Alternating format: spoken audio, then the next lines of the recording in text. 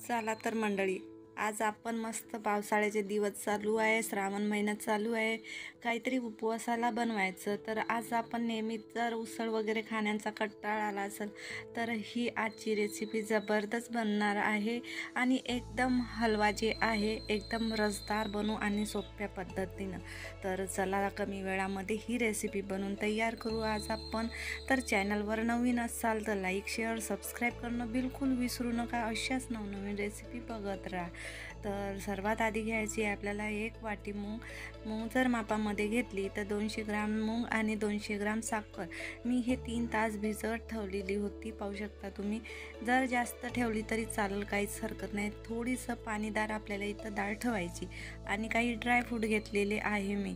तर सर्वात आधी आपल्याला काय करायचं आहे, हे डाळ जी आहे सारखी रव्यासारखी आपल्याला वाटून घ्यायची आहे. जास्त इथे आपल्याला फाईन पेस्ट करायची गरज नाही. थोडंसं आपल्याला असं वाटलं की रवादार झाली डाळ की बस तेवढीच वाटून घ्यायची. पूर्ण डाळ याच्यामध्ये पॉटमध्ये टाकायची आणि थोडंसं पाणी घालायचं. 2-3 टीस्पून जरी घातलं तरी चालेल. एवढी आपल्याला डाळ ओली असावी. तर मी याच्यामध्ये थोडंसं पाणी घालणार आहे, पाहू शकता तुम्ही. तर हे वाटून घ्यायचं आहे. वाटून कसं घ्यायचं सांगितलं मी, रव्यासारखंच. हा बघा, रव्यासारखं टेक्स्चर इथं तुम्हाला दिसत असेल. जर मी तुम्हाला हाताने जर चोळून दाखवलं तर रव्याचं टेक्स्चर इथं आहे. जास्त पाणी नको. पाणी याच्यासाठी की जेव्हा आपण डाळ फ्राय करणार ना तेव्हा पाणी हसं, कारण की डाळ बी शिजली पाहिजेत आणि याचा जे सेंट आहे डाळीचा ते आपल्याला इथं काढून घ्यायचं आहे. असं वाटलं नाही पाहिजेत हलवा की आपण डाळीपासून बनवलेला आहे. तर सर्वात आधी आपल्याला इथं नॉनस्टिक तवा किंवा इथं लोह्याची कढई घ्यायची. त्याच्यामध्ये तूप घालायचं. तूप इथे जास्त घालायचं, जास्त वापर तुपाचा करायचा आपल्याला. अर्धी वाटी मी तूप घातलेलं आहे इथं, भरून 3 टीस्पून घातलेले आहे. चांगलं इथं गरम झालं की गॅस लो करायचा आणि डाळ इथे टाकून घ्यायची. पूर्ण डाळ एकाच याच्यामध्ये टाकायची. जास्त कडकडीत जर इथं तूप आपण गरम केलं की लगेच इथं भाजून जाते, करपून जाते. तर आपल्याला एकदम लो गॅसवरच इथं पहिल्यांदा डाळ टाकून घ्यायची आहे, जेणेकरून गुठल्या झाल्या पाहिजेत नाही. एकदम सोपी पद्धत आहे ही हलवा बनवायची आणि एकदम टेस्ट जे आहे एकदम हलवा टाईप आपल्याला इथं खायला मिळेल. तर आता इथं कंटिन्यू आपल्याला फिरवत राहायचं जोपर्यंत डाळ ही आहे भाजून दाणेदार होत नाही, तोपर्यंत आपल्याला कमी गॅसवरच भाजून घ्यायची आहे.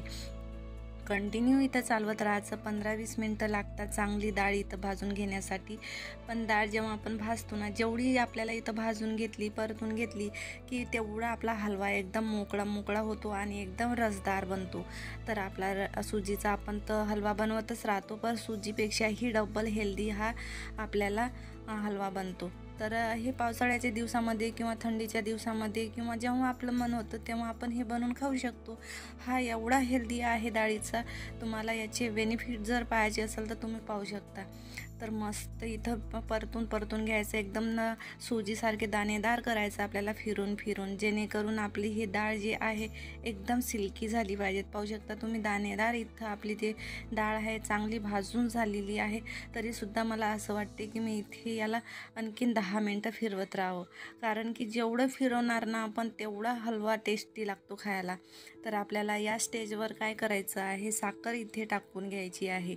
साखर एक तारी काहीच करायची गरज नाही आहे. बऱ्याचशा रेसिपीमध्ये बघत असाल तुम्ही की वेगवेगळ्या पद्धतीने बनवला जातो, पण जर हा अशा पद्धतीनं बनवला की तुम्हाला काहीच अडचण येणार नाही, काहीच मिस्टेक होणार नाही आणि जेव्हा तुम्ही बनवणार ना परफेक्ट. इथे आपल्याला टेस्टसाठी इलायची पावडर घालायची आणि ड्रायफ्रूट टाकून घ्यायचं आहे. जेवढे तुम्हाला आवडते तेवढे इथं तुम्ही टाकू शकता. तर मी पुन्हा इथे तूप घालणार आहे. तुपामुळं मस्त पुन्हा इथे दाणेदार बनतो हा मस्त एकदम टेस्टी जे आहे आपला हलवा, तर तुपामुळंच होतो एकदम. आता इथे आपल्याला गरम पाणी घालायचं आहे आणि गॅस इथं बंदच करायचा आहे. थोडासा फूड कलर घालायचा आहे, त्याच्यामुळं एकदम मस्त इथं कलरसुद्धा येतो, दिसायला खूप छान दिसतो आणि खायलाही खूप टेस्टी लागतो. तर आता इथे गुठल्या वगैरे न करता आपल्याला फिरून घ्यायचं आहे पूर्ण आणि गॅस बंद करायचा आहे. गुठल्या पडल्या नाही पाहिजेत आणि कंटिन्यू आपल्याला फिरवत राहायचं आहे.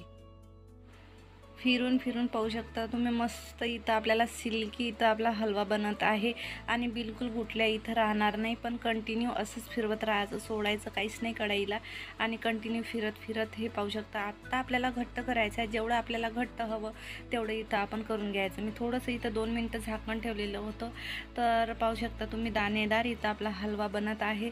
पण तरीसुद्धा इथं आपल्याला थोडं थिक करायचं आहे, तर आपल्याला लो गॅसवरच करायचं आहे. तर आता हे मस्त आता खाण्यासाठी तयार झालेला आहे हलवा. आता या स्टेजवर आपल्याला गॅस बंद करायचा आहे. आता कढई गरमच आहे, त्याच्यामुळं थोडं फिरवत राहायचं जेणेकरून जळणार नाही. तर आता आपण इथे काय करायचं, काढून घ्यायचं एका प्लेटमध्ये. तुम्हाला दिसतच असेल, मी टेक्स्चर दाखवते. एकदम रवादार इथं आपला हलवा आणि रसदार इथं हलवा तयार झालेला आहे. बघू शकता तुम्ही, मस्त आहे ना, एकदम परफेक्ट रेसिपी. तर चला, हा गरमागरम हलवा बनून तयार झालेला आहे. बघू शकता कलर खूपच छान आलेला आहे, खूपच टेस्टी आहे. आणि थोडंसं मी इथं पुन्हा डेकोरेट केलेलं आहे. जर तुम्हाला पिस्ता काजू इथं टाकायचं आहे, बदाम टाकायची असेल, जे तुम्हाला आवडत असेल ड्रायफ्रूट इथं पुन्हा तुम्ही टाकू शकता. कलर बघू शकता तुम्ही, मस्त इथं आपला हलव्याचा कलर आलेला आहे आणि तुम्हाला दिसतच असेल रवादार इथं आपला जे आहे हलवा तयार झालेला आहे. आतमध्ये मस्त इथे रसदार इथे हलवा आहे, एकदम जबरदस्त बनलेला आहे. बघू शकता तुम्ही, खाऊन बघते लागते कसा हा. खूपच छान, खूपच टेस्टी आहे. एक वेळा नक्की बनवून बघा, एकदम टेस्टी बनलेला आहे हा हलवा.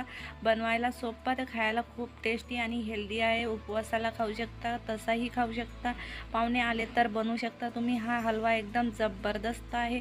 कशी वाटली आजची हलव्याची रेसिपी मला नक्की कमेंटमध्ये कळवा.